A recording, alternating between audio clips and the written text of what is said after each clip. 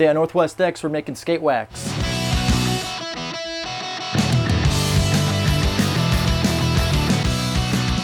YouTube, what's going on? Today I'm going to show you guys a quick tutorial on how to make some skateboard wax. As you guys can see, I have a huge box of wax I've been collecting over the last year or so.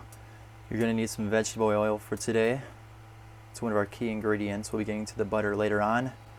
You're going to need something sharp, either a razor blade, pocket knife, or a knife you do not care about that you're willing to get all waxy. Tea lights are always an option. You can always use tea lights to add more wax. I'm using a stainless steel cup. Use something that is aluminum, metal, or something you don't care about either. I'm using some ice cube molds I bought off of Amazon. They're really cheap, they're around $5. I'll have the link in the description below. You're going to want to chop your wax up as fine as possible. The finer, the faster it's going to melt. So save yourself some time and chop that can of wax up as fine as possible. Once you're done cutting your wax, pour it into the cup you're going to be using on the stove.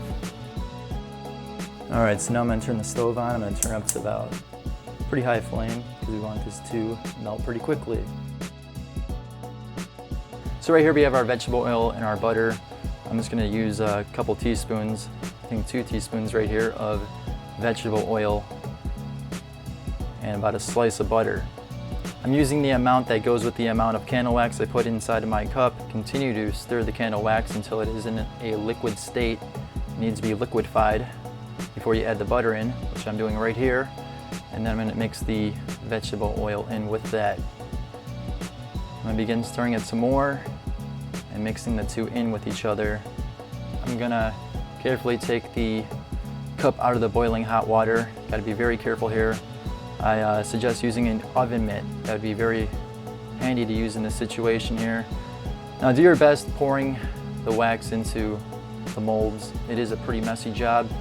A funnel could work pretty well. I did not have one with me, unfortunately, but just do the best you can. And once you do that, you're going to want to let your wax sit in the mold for around 30 minutes to an hour.